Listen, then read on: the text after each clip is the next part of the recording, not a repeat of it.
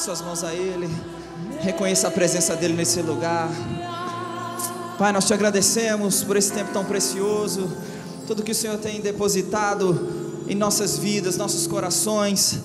Estamos tão abertos, tão disponíveis para o Senhor. E tudo aquilo que o Senhor continuará fazendo em nós e através de nós durante esses dias.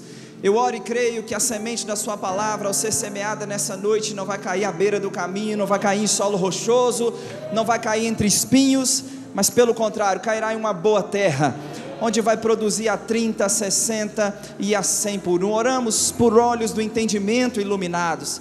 Faça-nos como Paulo orou pelos crentes em Colossos, faça-nos transbordar do pleno conhecimento da sua vontade, em toda sabedoria, entendimento espiritual.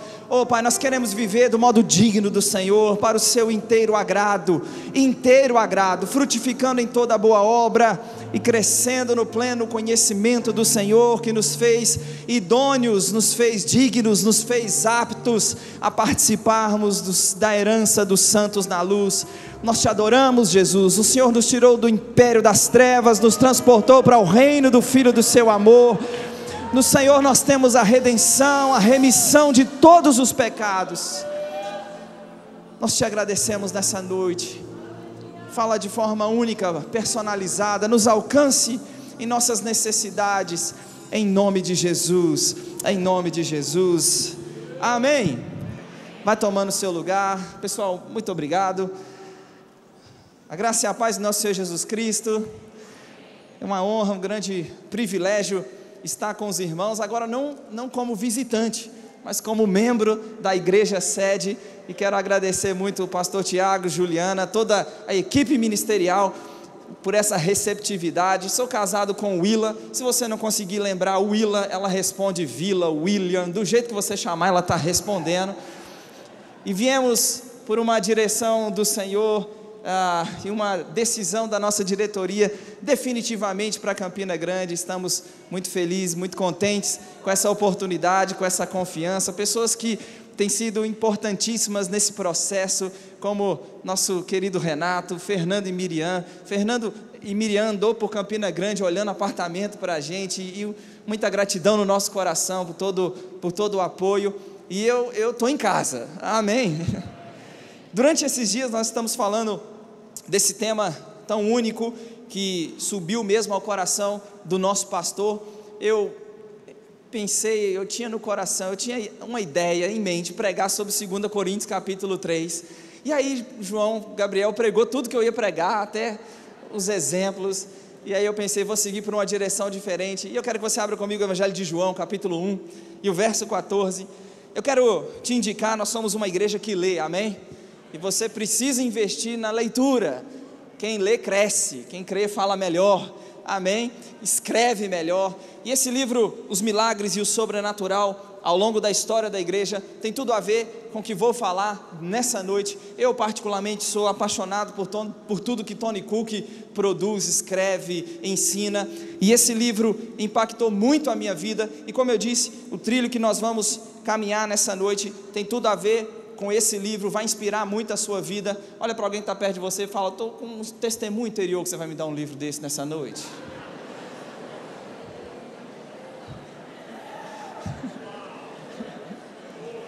Evangelho de João, capítulo 1, verso 14, amém? A Bíblia diz, e o verbo se fez carne, e habitou entre nós, e vimos, cheio de graça e de verdade, falando do nosso Senhor Jesus Cristo. O capítulo é todo sobre isso, o verbo que estava com Deus, o verbo que era Deus, o verbo que por meio dele todas as coisas foram feitas. O verso 14 diz que o verbo se fez carne e habitou entre nós, cheio de graça e verdade. João diz, e vimos a sua glória, glória como do unigênito do Pai. Hebreus capítulo 1 diz que Jesus é o resplendor da glória. Hebreus diz que o Deus que falou muitas vezes e de muitas maneiras nos últimos dias nos falou pelo Filho. Quem é o Filho? Hebreus diz, ele é o resplendor da glória, ele é a expressão exata do ser de Deus. E um dos aspectos onde nós podemos observar no próprio Evangelho de João, um dos aspectos, como João diz, vimos a sua glória, a glória de Deus vista revelada por meio de Jesus, o Verbo, o ser humano, o Verbo que se fez carne. Um dos aspectos em que podemos observar a revelação dessa glória na vida e no ministério do nosso Senhor Jesus Cristo é nos milagres, é no sobrenatural, é nas manifestações do Espírito, nas curas, nos sinais, em evidências da manifestação do poder de Deus alcançando as vidas. Por exemplo, no Evangelho de João, no capítulo 2, no verso 11, se você não quiser abrir, já alguns textos eu quero dar uma ênfase maior, alguns outros eu vou mencionar. Por exemplo, o Evangelho de João capítulo 2, nós temos o relato da transformação da água em vinho. Quantos se lembram? Em Caná da Galileia. E no verso 11 a Bíblia diz que com este, Jesus deu Jesus princípio aos seus sinais em Caná da Galileia, e manifestou a sua glória, e os seus discípulos creram nele. Então nós temos na transformação da água em vinho, nós temos o evangelista dizendo, manifestou, Jesus deu início aos seus sinais, e manifestou a sua glória. Quando no capítulo 11, ele vai ressuscitar Lázaro, a Bíblia diz nos versículos 39 em diante, Evangelho de João capítulo 11, no verso 39, a Bíblia diz, então ordenou Jesus, tirai a pedra. Disse Marta, irmã do morto, Senhor, já cheira mal, porque já é de 4 dias. Respondeu Jesus, não te disse eu, que se creres, verás a glória de Deus? E você conhece o fim da história. Lázaro, depois mesmo de 4 dias, ele experimentou a ressurreição, e mais uma vez, a glória de Deus manifesta. E a primeira coisa que eu quero que você entenda comigo nessa noite, é que a ideia do sobrenatural, dos milagres, da glória, da manifestação do poder de Deus, não deve parecer estranha para o crente. Os milagres na vida da igreja não é algo ocasional, acontece aqui, 3 anos depois ali, 5 anos depois lá. Não, irmãos, a ideia dos milagres, do sobrenatural, das manifestações, não deveria ser e não deve ser para nós como igreja, algo estranho, algo distante, que acontece esporadicamente, que acontece de vez em quando. Não, faz parte da vida da igreja, os milagres, o sobrenatural, a distribuição do Espírito Santo. Se você retirar o sobrenatural da Bíblia, na verdade não vai sobrar quase nada. Reinhard Bonk disse, falando francamente, o cristianismo ou é sobrenatural ou não é nada. Tivemos e ainda temos um Jesus sobrenatural, com um ministério sobrenatural, criando uma igreja sobrenatural, com um evangelho sobrenatural, uma Bíblia que é sobrenatural. Retire o aspecto milagroso e você retirou a vida do cristianismo. Ele continua, a igreja se torna uma sociedade ética ou um clube social, quando ela foi destinada a ser o sistema de rede para a transmissão do poder de Deus, para este mundo destituído de poder. Você e eu somos os condutores do poder de Deus a esse mundo. E eu não sei você, irmãos, nós precisamos, como igreja, cremos que num ambiente como esse, onde estamos reunidos, há uma manifestação do poder de Deus, há uma presença manifesta de Deus nos alcançando. Mas quantos sabem também, irmãos, que é no nosso dia a dia? Quantos sabem que Jesus disse, Ele nos orientou e nos ordenou, vão por todo mundo e preguem o evangelho a toda criatura, quem crê e for batizado vai ser salvo. Quantos creem que isso continua de pé ainda? Quem crê e for batizado será salvo, quem não crê será condenado. Os sinais vão acompanhar aqueles que creem. Em meu nome expulsarão demônios, falarão novas línguas, pegarão em serpentes. Se beber alguma coisa mortífera, não lhes fará mal. Nos versículos seguintes, nos versos 19 e 20, a Bíblia diz que tendo eles partido, esse é o texto de Marcos, capítulo 16, e os versos 19 e 20, a Bíblia diz que tendo eles partido, pregaram em toda parte, cooperando com eles o Senhor e confirmando a palavra por meio de sinais que se seguiam. Quem confirmou a palavra? A Bíblia diz que o próprio Senhor. Você vai para o texto grego, essa palavra grega confirmando, a palavra bebaio, talvez seja essa a pronúncia, significa comprovar, estabelecer, confirmar, assegurar. Ei, onde a palavra de Deus for pregada, haverá da parte de Deus confirmação, haverá comprovação, haverá um estabelecimento de sinais, de prodígios. Em Hebreus capítulo 2, a partir do verso 1, quando Hebreus, depois de mostrar que Jesus é superior aos anjos, e então no capítulo 2, verso 1, ele diz que importa que nos apeguemos com mais firmeza às verdades, à palavra ouvida, porque se o que anjos falaram anteriormente recebeu a devida punição, como escaparemos nós se negligenciarmos tão grande salvação? Então o autor aos Hebreus diz que essa salvação foi primeiramente anunciada pelo Senhor, depois foi confirmada por aqueles que a ouviram, e a Bíblia diz que Deus deu testemunho juntamente com eles, por meio de sinais, prodígios, distribuição do Espírito Santo. Ei, os milagres, os sinais, a manifestação é para nós, é para a vida da igreja. Vá para o livro de Atos, Atos 5,12, muitos sinais e prodígios eram feitos entre o povo pelas mãos dos apóstolos. Filipe, quando desce à cidade de Samaria, a Bíblia diz que as multidões atendiam unânimes às coisas que ele dizia, ouvindo e vendo os sinais que ele operava na cura dos enfermos. Em Atos 19, a Bíblia diz que Deus, pelas mãos de Paulo, fazia milagres extraordinários, a ponto de levar, irmãos, aos enfermos lenços e aventais de seu uso pessoal, diante do qual as enfermidades batiam em retirada, os espíritos malignos saíam. Mas isso não ficou só na igreja no seu primeiro século, não ficou só nos primeiros dias da igreja. Vai olhar para a história da igreja, e em inúmeros outros momentos houve manifestações do poder de Deus, histórias e mais histórias, momentos e mais momentos na história onde houve uma manifestação do poder, do sobrenatural de Deus. É por isso que, como igreja, número 2, nós precisamos desejar o sobrenatural. Quando você vai, eu quero que você leia comigo cuidadosamente, 1 Coríntios capítulo 12. Se retiramos o sobrenatural da Bíblia, não sobra, não resta quase nada.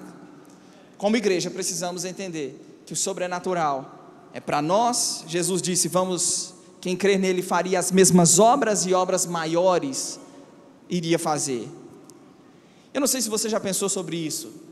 Nós estamos fazendo as mesmas obras e obras maiores, número 1, geograficamente falando. Quando Jesus falou isso, Ele está operando num pedaço de terra específico, numa região específica. Ele disse, vai chegar o dia em que o mesmo Espírito vai habitar em vocês, eu não vou deixar vocês órfãos, voltarei para vós outros. E o que começou em Jerusalém se espalhou pela Samaria, pela Judéia, pela Samaria, se espalhou aos confins da terra, chegou em Campina Grande, chegou na Paraíba, chegou por todo o Nordeste, está espalhado por todo o mundo. Estamos fazendo no nome dEle as mesmas obras e obras maiores. Por isso precisamos desejar o sobrenatural. Olha o que Paulo diz aos Coríntios, falando dos dons espirituais a partir do verso 4, 1 Coríntios 12, verso 4, ele diz, ora os dons são diversos, mas o Espírito é o mesmo. Há diversidade nos serviços, mas o Senhor é o mesmo. Há diversidade nas realizações, mas o mesmo Deus é quem opera tudo em todos. A manifestação do Espírito é concedida, olha o que está escrito aí, a cada um, visando um fim proveitoso. Ele diz, porque a um é dada, mediante o Espírito, a palavra da sabedoria, e a outro, segundo o mesmo Espírito, a palavra do conhecimento, e a outro no mesmo Espírito a fé, a outro no mesmo Espírito os dons de curar. Ele fala de operações de milagres, de profecia, de discernimento de espíritos, de línguas, capacidade de interpretá-las. E então ele diz no verso 11, mas um só, e o mesmo Espírito realiza todas estas coisas, distribuindo-as como lhe apraz, a cada um individualmente. É óbvio que o texto deixa claro que o poder não é fabricado por métodos humanos. Não se manipula a unção, não se fabrica a unção. Unção não se manipula, não se confecciona poder por métodos humanos. Paulo está dizendo que é o Espírito que realiza, é Ele que distribui como lhe apraz. Amém? Então precisamos, ter consciência disso. Eu não fabrico, a unção não está no tom de voz.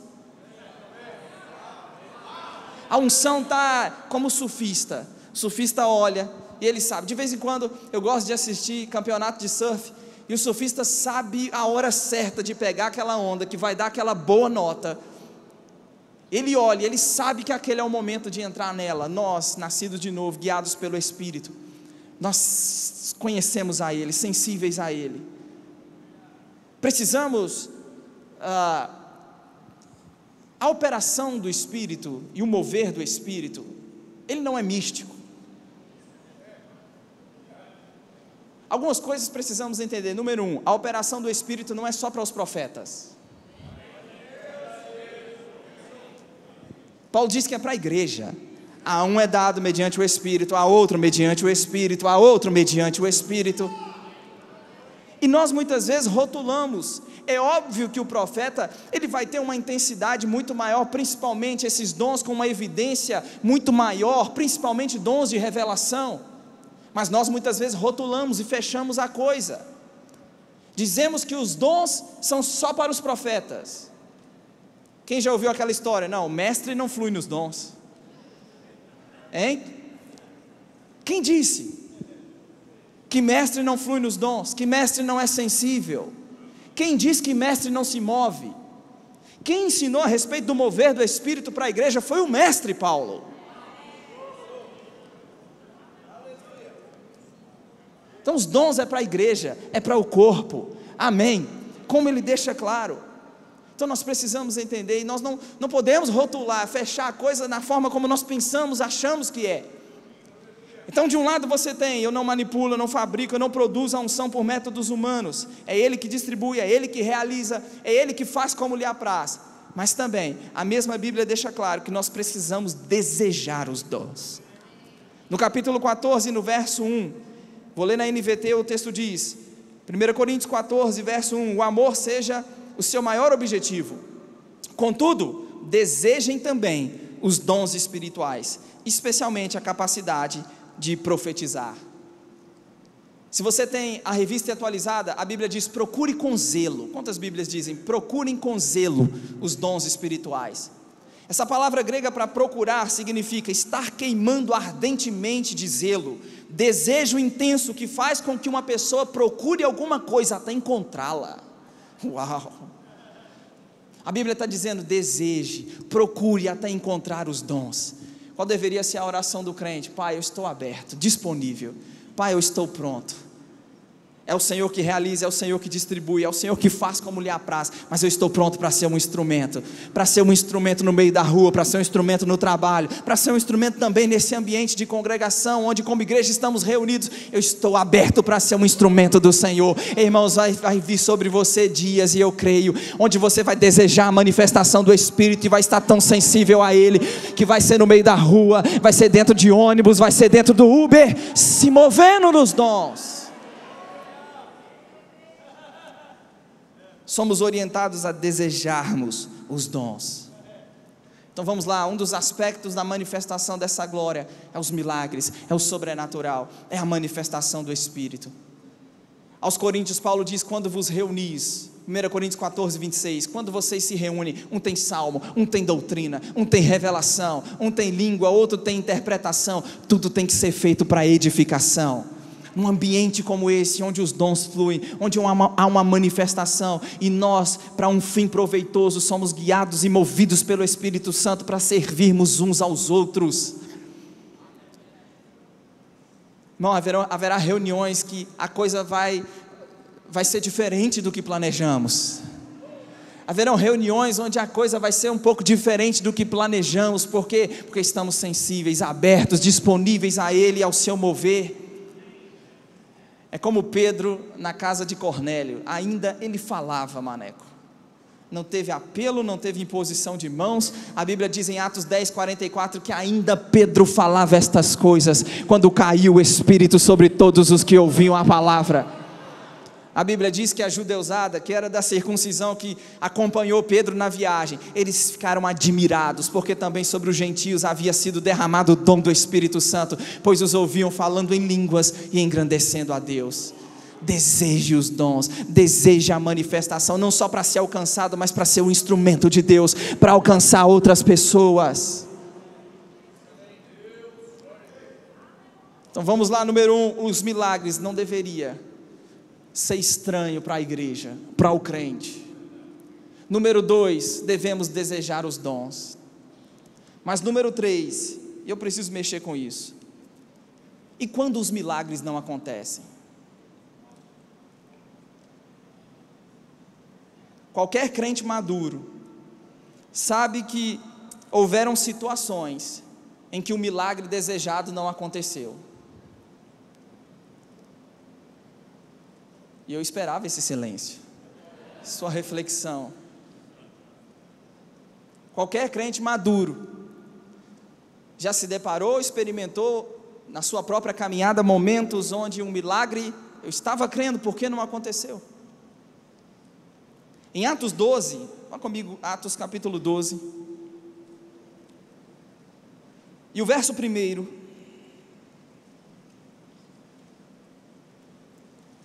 Atos capítulo 12, e o verso 1, a Bíblia diz: por aquele tempo, mandou o rei Herodes prender alguns da igreja para os maltratar, fazendo passar a fio de espada Tiago, irmão de João. Vendo isto ser agradável aos judeus, prosseguiu prendendo também a Pedro. E eram os dias dos pães asmos. Tendo-o feito prender, lançou-o no cárcere, entregando a 4 escoltas de 4 soldados cada uma para o guardarem, intencionando apresentá-lo ao povo depois da Páscoa.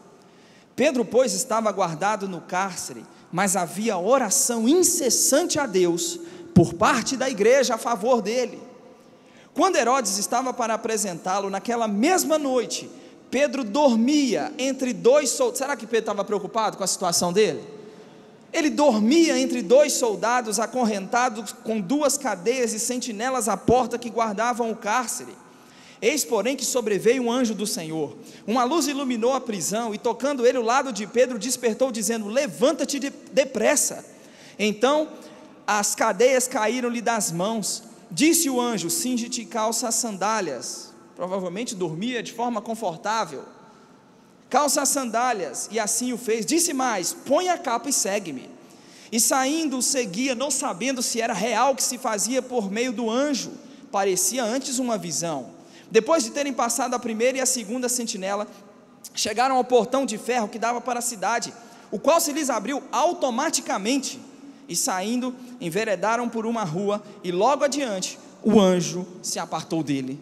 Então Pedro, caindo em si, disse: agora sei verdadeiramente que o Senhor enviou o seu anjo, e me livrou das mãos de Herodes, e de toda a expectativa do povo judaico. É impressionante essa história. Você tem, e considere esse contraste, você tem muitos detalhes dados em relação à libertação de Pedro. A igreja orando, um anjo entrando, despertando ele, uma porta se abrindo automaticamente, mas você tem um único versículo, você tem, se você contar aqui, 14 versículos descrevendo de forma detalhada a libertação milagrosa de Pedro, mas você tem um único versículo solitário dizendo que Herodes matou Tiago. Quase passa desapercebido no texto. Não há relatos de que a família chorou pela morte de Tiago. Um dos 3 principais discípulos do Senhor, você tem um versículo isolado dizendo que Herodes o matou. Lá atrás no capítulo 8, quando Estevão foi morto, no capítulo 7, final do capítulo 7, você tem o relato de Lucas dizendo que a igreja fez grande pranto sobre Estevão. Mas aqui nem isso você tem. Imagina a família de Tiago. Será que eles não tiveram que lidar com questionamentos tais como: será que Deus não amava Tiago tanto quanto amava Pedro? Por que Pedro é livre milagrosamente da prisão, uma ação de um anjo, é livre das mãos de Herodes, mas Tiago é morto? Será que, imagina a família porventura pensando coisas desse tipo: será que não oramos por Tiago para que fosse liberto? Será que quando oramos não tivemos fé suficiente? Quantos já não se depararam com situações como essa, irmãos? Será que eu não tive fé suficiente? Será que a comunidade Os crentes se importavam mais com Pedro e orou mais, de forma mais veemente e intensa, fervorosa por Pedro do que por Tiago. E a grande verdade, irmãos, e você vai entender onde eu quero chegar, a fé exige que confiemos em Deus, mas a humildade requer que reconheçamos que nós não temos todas as respostas. Que haverá momentos na caminhada em que nós não teremos respostas prontas para dar às pessoas. Paulo inclui assim mesmo em 1 Coríntios 13:9, quando diz: em parte conhecemos e em parte profetizamos. Paulo diz: nós estamos enxergando como que um espelho obscuro. Não era o espelho como nós conhecemos hoje, era um metal polido, que mal você conseguia ver a sua imagem. Nós precisamos entender que a nossa fé precisa ser maior do que a vida. Nossa fé não pode ser superficial, ela não pode ser circunstancial. Nossa fé precisa ser maior do que hoje, maior do que amanhã. Nossa fé precisa ser maior do que qualquer circunstância que viermos a lidar durante a caminhada. Precisamos entender e reconhecer que haverá momentos em que nós não teremos todas as respostas, mas o mesmo Paulo, que Deus fez milagres extraordinários por intermédio de suas mãos, esse mesmo apóstolo Paulo escreveu que a nossa esperança em Cristo, ela não se limita só a essa vida.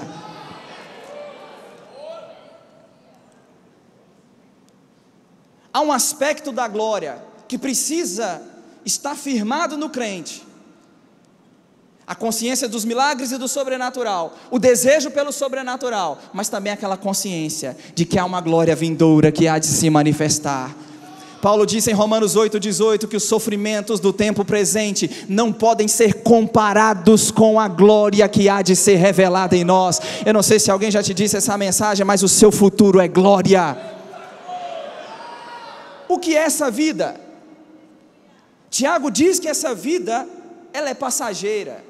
Tiago 4,14 diz que nós não sabemos o que sucederá amanhã. Que é a vossa vida? Sois apenas como neblina, que aparece por um instante e logo se dissipa. Estávamos com um grupo de amigos em Belo Horizonte, uma certa ocasião, era um sábado, brincadeira, divertindo, muito amigo, esse casal, muito amigo nosso lá. Naquela mesma semana, quarta ou quinta-feira, chega a notícia de que a Uyara, esposa do Elias, estava internada com embolia pulmonar. Como assim, gente? Nós estávamos há 3 dias atrás brincando, nos divertindo. Chega a notícia de que ela estava com embolia pulmonar e o estado dela era delicadíssimo. Era na época, já para o fim da Covid, pensaram que era Covid, trataram inicialmente como Covid, e aí então o marido transferiu ela de hospital, e nesse novo hospital descobriu que era uma embolia pulmonar. O estado dela era delicadíssimo. Para o médico chegar para o marido, o Elias, e falar assim com ele: olha, se você tem alguma religião, se você acredita em alguma coisa, se agarra a isso, porque o estado da sua mulher é delicadíssimo. O Willa disse: nós não aceitamos perder a Uyara. E nós estávamos crendo, nós não aceitamos perder a Uyara. Quando ela acorda do coma, ela manda chamar eu e o Willa. E quando nós nos encontramos, ela disse: eu preciso saber o que é galardão. Chorando, eu preciso saber o que é galardão. Ela diz: a Willa diz: por quê? E ela disse: porque eu tive uma experiência. Eu me vi em cima de um lago, e a paz, eu não consigo descrever a paz e a beleza daquele lugar. Ela disse que um tapete vermelho foi aberto para ela, e ela caminhava, ao mesmo tempo que ela caminhava em cima do lago, ela caminhava em cima do tapete vermelho. Ela disse que um leão vinha ao lado dela, caminhando junto com ela. Ela disse que ela olhou para o leão e disse: eu estou partindo. E o leão disse: você está partindo. E ela disse que ela se lembrava do marido, ela se lembrava dos filhos, mas ela não conseguia descrever aquele lugar. E por um instante, deu um insight nela. Ela perguntou para o leão: e o meu galardão? E o leão ela conseguiria explicar melhor do que eu, mas ela disse que a reação foi meio que do tipo: seu galardão não está tão bom. Ela disse: me deixa voltar para trabalhar em prol do meu galardão e da recompensa. Quando ela acorda, ela manda chamar eu e o Willa. Me ensina o que é galardão. O Willa escreveu quase um livro para ela, ensinando o que era galardão e recompensa. O que é a vida? Como uma neblina que aparece por um instante e logo se dissipa. A nossa esperança em Cristo, irmãos, ela não se limita a só essa vida. E nós precisamos ter firmes em nós esse fundamento do porvir, da ressurreição, da vida eterna. Imagina, eu peguei emprestado ali da turma da música. Eu não vim de vermelho, então não vou ter uma oportunidade para cantar nessa noite. Ana Fábia veio de vermelho, no tom, na paleta da música, então ela teve a oportunidade, ela cantou. Imagina por um instante, esse cabo, ele tem, você considera que se esse cabo tem 2 quilômetros, imagina 2 quilômetros desse cabo, vai tentando imaginar 10 quilômetros desse cabo, tenta imaginar 20 quilômetros desse cabo, 20 quilômetros seria daqui aonde? Vamos, gente,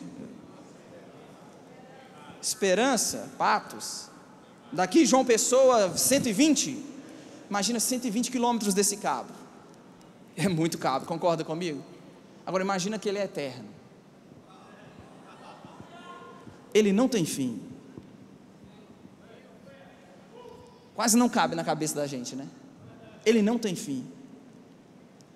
Agora, imagina nesse cabo que não tem fim, imagina essa pequena ponta prateada, é o meu e o seu tempo de existência nessa terra.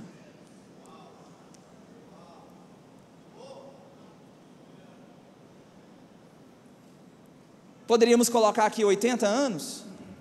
Esses dias eu vi uma reportagem, a reportagem dizia: o terror do INSS, um senhor com 124 anos. Alguém viu uma? Cheio de saúde, lúcido.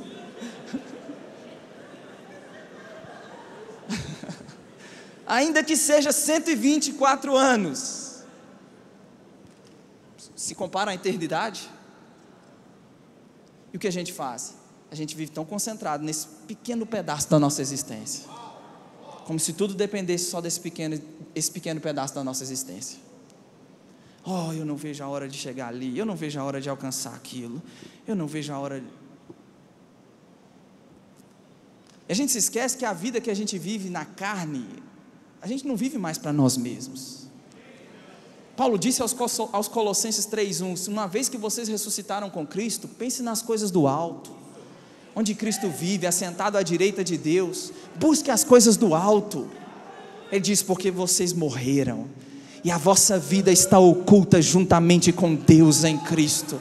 Quando Cristo, que é a vossa vida, se manifestar, vocês serão manifestados com Ele em glória.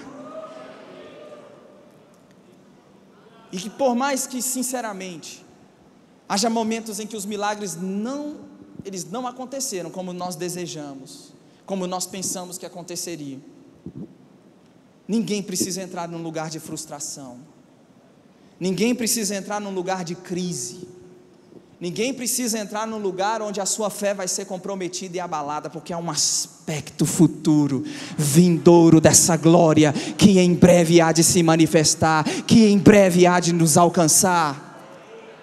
Aos Coríntios Paulo disse: os mortos, 1 Coríntios 15:42, o apóstolo Paulo diz: os mortos ressuscitarão em corpos incorruptíveis, em corpos de glória, em corpos de poder. Ele diz: semeia esse corpo espiritual, vai ressurgir corpo, semeia esse corpo natural, vai ressuscitar corpo espiritual. Ele diz: se há corpo natural, há também corpo espiritual. O primeiro homem formado da terra, Adão, é terreno, o segundo, ele é do céu. Ele diz: tais como é o primeiro Adão, como foi o primeiro Adão, tais são também os demais homens, terrenos. Adão é um ser que recebeu vida. Paulo diz: Jesus é um espírito vivificante, é aquele que concede vida. E o que acontecerá com os mortos? Aos Tessalonicenses, Paulo diz a respeito daqueles que partiram: nós não precisamos ser ignorantes como os demais. 1 Tessalonicenses 4,13. Tem a saudade? Tem ou não tem? Sentimos falta da presença daquela pessoa? Sim ou não, gente? Sim. Mas Paulo diz: nós não precisamos nos entristecer como os demais, que não têm esperança. Ele diz: nós temos uma esperança, porque se nós cremos que Jesus morreu e ressuscitou, Paulo diz: assim também Deus, mediante Jesus, vai trazer em sua companhia os que dormem. Ora, vos declaramos por palavra do Senhor isso: nós, os vivos, os que ficarmos, de modo algum precederemos os que dormem. O Senhor mesmo, dada a sua palavra de ordem, ouvida a voz do arcanjo, ressoada a trombeta de Deus, descerá dos céus. Vai acontecer o que com os mortos? Eles ressuscitarão incorruptíveis. Nós, aos Coríntios, Paulo diz: nem a morte nós vamos experimentar. Na velocidade com que se pisca os olhos, nós seremos transformados em corpos incorruptíveis, corpos imortais, corpos de glória. Nós nos encontraremos com o Senhor nos ares. Nós estaremos para sempre com o Senhor. O que são 60, 70, 80 anos, estaremos para sempre com o Senhor, meus irmãos. Aí no 18 Paulo diz assim: consolem uns aos outros com estas palavras. Quem é professor de escatologia, no Rema você vai ter uma matéria chamada escatologia, e quem é professor de escatologia sempre recebe essa pergunta: nós vamos nos reconhecer? É uma boa pergunta. Eu acho que essa está lá no top 10 das perguntas que acontecem com maior frequência. Vamos nos reconhecer? Paulo diz: consolem uns aos outros com estas palavras. Que palavras? Cremos que Jesus morreu e ressuscitou? Deus vai fazer o mesmo com o seu povo. Da mesma forma que Ele ressuscitou Jesus, Ele vai ressuscitar os mortos. E a ressurreição é a garantia de reencontro com aqueles que já partiram. Você não vai ser alguém diferente do que você é. Vai ser você no modo glória. Corpo imortal, corpo incorruptível. Esse corpo não estará mais suscetível ao pecado, não estará mais suscetível à doença. Esse corpo não vai cansar, esse corpo não vai mais se fadigar. Um corpo transformado. Aos Filipenses, Paulo diz que vai ser um corpo igual ao corpo da glória do nosso Senhor Jesus Cristo. E nós precisamos pensar sobre isso, nós precisamos ter esse fundamento estabelecido.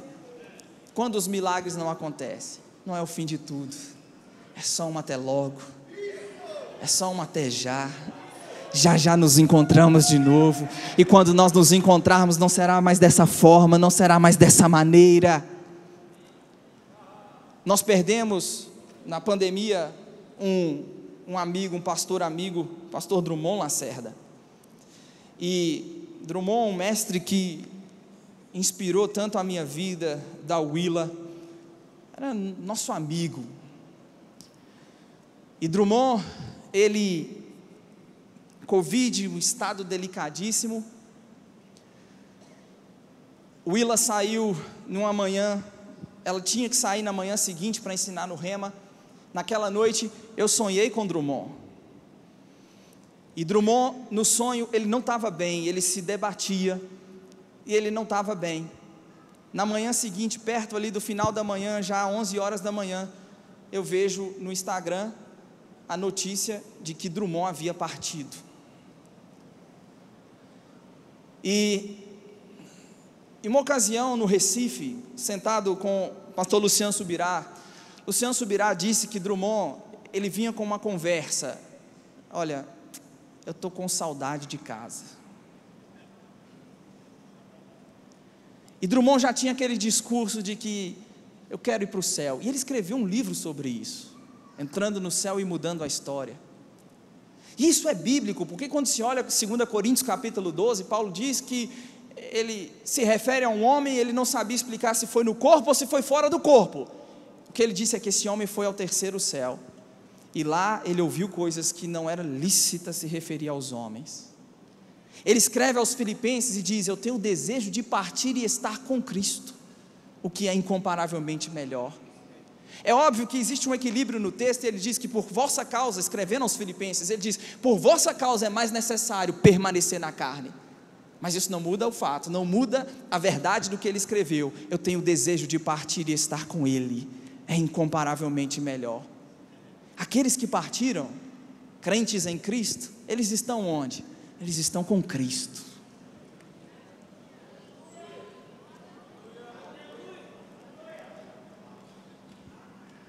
Crente nascido de novo, se acontecer, não precisa, como o pastor ontem disse, né, isolar, bater na madeira, não. Se acontecer de partir, o que é a morte física? O verdadeiro eu vai deixar o corpo. Para onde você vai? Direto para estar com Cristo, olhar nos olhos dele. E aí nós temos dois extremos, preste muita atenção nisso. Do lado de cá, a turma que morre de medo da morte. Do que mais você tem medo da morte? Pelo amor de Deus, afasta de mim, livre, deixa isso para lá. Aí você tem aqui um extremo, tem medo da morte. Aí do outro extremo, a pessoa entende, bom, se partir, morrer é partir para estar com Cristo, estou fazendo o que aqui? Senhor, nas tuas mãos eu entrego o meu espírito, estou pronto para partir. E aí vai para o outro extremo. Não é para partir fora da hora, não é para morrer antes do tempo, há plano de Deus para ser cumprido, há o que Deus deseja realizar através da sua vida, e nós diante de Cristo, um dia no tribunal de Cristo, vamos prestar conta das nossas obras, do nosso trabalho, do nosso serviço. Então ninguém vai morrer de forma precoce, mas se acontecer, estaremos com Ele. É o fim de tudo? Não, é só um estado intermediário, porque já na vinda gloriosa dele, novos corpos, imortais, incorruptíveis, corpos de glória, corpos de poder. Para encerrar, número 1, o sobrenatural, os milagres, não deve ser estranho na vida da igreja. Número 2, nós vamos, principalmente durante esses dias, sermos provocados a desejarmos o sobrenatural, não só sermos alcançados, mas como eu disse, sermos um instrumento da manifestação do Espírito. Mas número 3, e se os milagres, e quando eles não acontecem? Nós não estamos esperando de Cristo só para essa vida, nossos olhos também estão na eternidade, nosso encontro com Ele. Você recebe essa palavra nessa noite?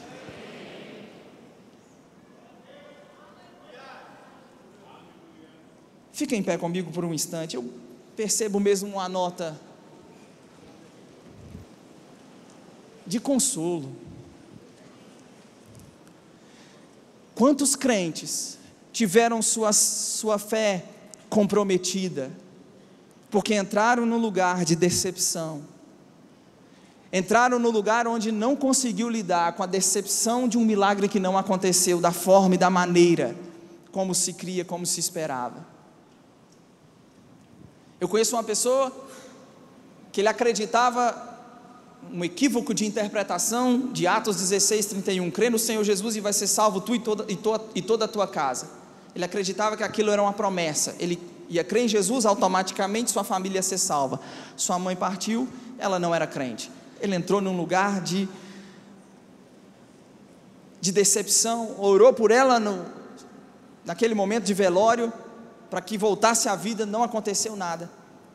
E pense num homem que era usado por Deus, em curas, em milagres, em batismo no Espírito Santo, em pôr as mãos sobre pessoas para que fossem cheias do Espírito Santo, se fluía na vida dele, e ele entrou num lugar de crise. Sabe, irmãos, eu creio que isso pode ajudar muita gente nessa noite. Eu não estou falando contra os milagres, alguém está me entendendo aqui? Eu não estou falando contra os milagres, ele é uma marca registrada da igreja, nós devemos desejá-la, mas haverá momentos em que nós não teremos todas as respostas, do lado de cá nós não teremos todas as respostas, e a nossa humildade precisará nos levar a reconhecer que nós não sabemos tudo, mas nós temos uma esperança, no corpo de glória, na glória que há de ser revelada em nós, no novo céu e na nova terra, como Pedro diz, nós aguardamos, segundo a sua promessa, um novo céu e uma nova terra, nos quais habita a justiça. Fecha seus olhos, eu quero orar por você. Pai, em nome de Jesus, eu oro por pessoas, eu percebo isso tão claramente, que entraram no lugar de frustração, entraram no lugar de questionamentos, do porquê não aconteceu, porque não foi curado. Pessoas que até hoje não conseguem avançar em sua caminhada, porque não encontraram respostas satisfatórias. E nessa noite eu creio, Pai, que a sua palavra é poderosa. A ação e o mover do seu Espírito tem o poder de trazer consolo a corações nessa noite, trazer direções, respostas, e mais do que isso, não esperar só nessa vida, não esperar de Cristo só para essa vida. Eu oro para que esse fundamento seja estabelecido, e que essas pessoas saiam daqui cheias de esperança, no nome de Jesus. Eu quero orar também por você que nunca fez de Jesus seu Senhor. Não é o caso, mas se for o caso de você partir, tem certeza, garantia da sua salvação? Não estou tocando terror em ninguém, mas a gente precisa pensar sobre essas coisas. A vida é como uma neblina,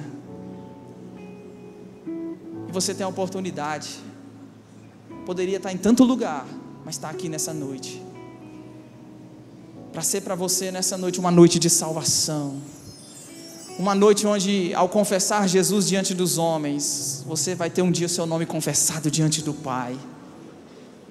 Talvez você mesmo afastado da comunhão do Senhor, da igreja, você diz: eu quero Cristo nessa noite, eu quero voltar para esse ambiente, para esse lugar. Tem alguém? Levanta sua mão bem alto. Nós temos o desejo de orar com você e de ajudar você a passar por essa porta chamada Cristo nessa noite. Ao passar por essa porta, uma nova vida, é o início de uma nova vida, de paz, de alegria, de justiça. Todos salvos? Todos salvos? Sejam abençoados na prática da palavra. Pastor Norberto.